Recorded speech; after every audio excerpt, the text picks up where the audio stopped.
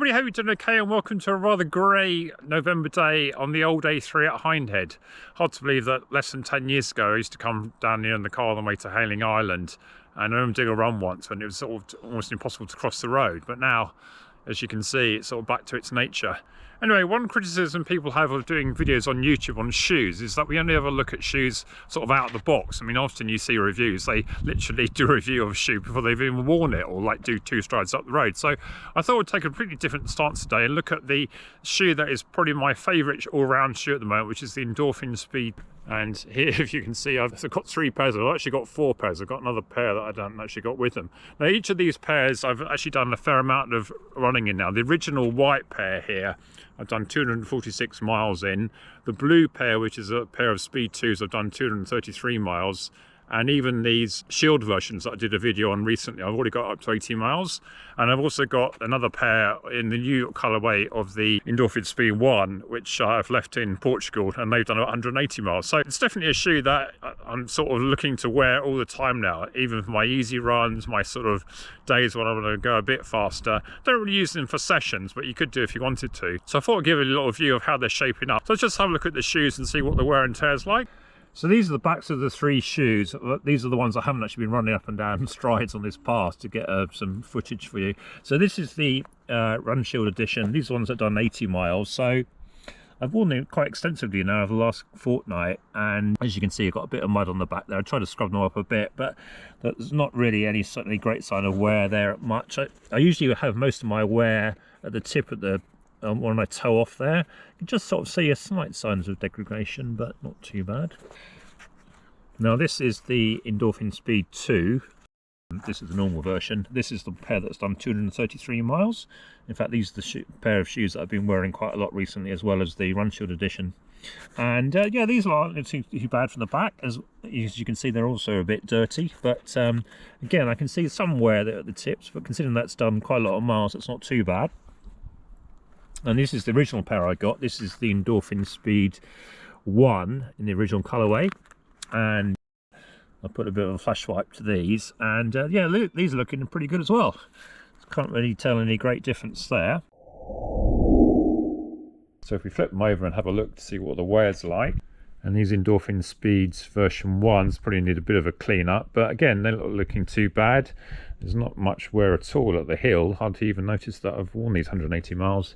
You can see there at the top, it's starting to go down a bit, but still plenty of wear, I think. They're not having any problems. But yeah, certainly these ones will be good for some more. If we look at the side of the shoes, then obviously I haven't been trying to wear these too much on trails, so they're still looking quite white, but can't really see any issues there at all with any of these.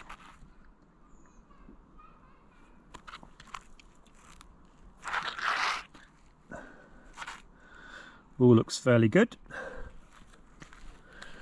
And from the tops again.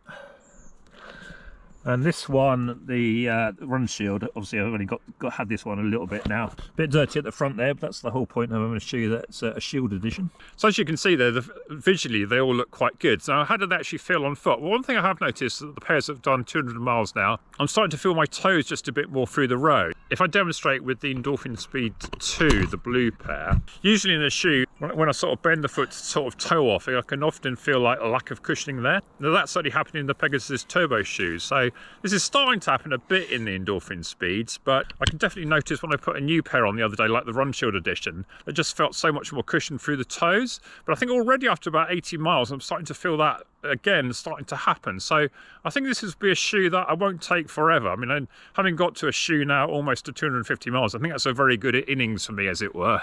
And that's probably when I'll be looking to start looking at as a new pair. And the reason why I've got 4 is that I don't like to wear a shoe like forever and then suddenly start a new pair. I like to sort of wear the same shoe for a while and then get a new one if I really like it. And it's quite a good indictment, the fact that I've actually bought more than 1 pair of a shoe. The only other shoe at the moment I actually wear multiple pairs of is the Next Percent.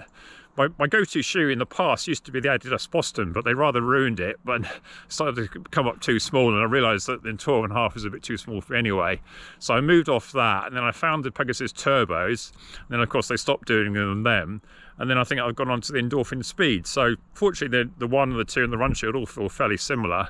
So I'll be looking to continue to wear them. What do I use them for? Well, basically anything really, apart from maybe races and sessions, which despite their name. Having said that, I have done sort of Strava segments in them when I've sort of just been out on a run, just fancied a little blast. So yeah, I even wore them when I had my calf tear last autumn and I was looking to put a shoe on that was just sort of comfortable. I think for me, having such a large foot, they do come up sort of relatively light. I mean, they're about 280 grams in my size. But if I wear something like a Pegasus, that's around about 360, and it's a lot firmer and it just feels heavier on foot. And these just sort of feel like they've got enough cushioning, and when I pick up the pace, I'm not feeling like I'm carrying a heavy shoe. So certainly a shoe that has probably been my go-to shoe at the moment. I wouldn't necessarily say it's my favourite, because I think that's probably still the next percent. But when I look at the shoes I took out to Portugal for a holiday the other day, I took one pair of Next Percent and one pair of Endorphin Speeds and left them there because I got a few other pairs. So I couldn't really do that with any other shoe because I would only have that shoe there and it'd be left there until I came next time. So I think that in itself is a good indictment. So I hope you appreciate this little insight into the life of the Endorphin Speeds. Is this a shoe you've got? How are you getting on with yours? If you don't like it, what don't you like about it? I've heard a few people say it's not that stable, but I haven't had any problems at all there myself. I tend to sort of be a person that doesn't need sort of any stability shoes or anything. I wear so many shoes these days that if one's unsuitable, I soon move on to another pair. But these are a pair I keep coming back to time and time again. Well, one of the four anyway. So I hope you enjoyed this. Like and subscribe on this, and see you on the next one then. Bye. Oh, there's a little post group. Thanks a lot for Andy for trying out the Dragonflies in his latest video. Andy Forstine, runner that is. Looking to do a collaboration with him. And on Monday, it's my 51st birthday. So I hope to get this video out before then. And I'm planning a little run of 55k. Whether I actually get around or not remains to be seen, but I hope to get a little video out for that. Right, but I'm going on for a little run before it gets dark to do a few more streets around Hindhead.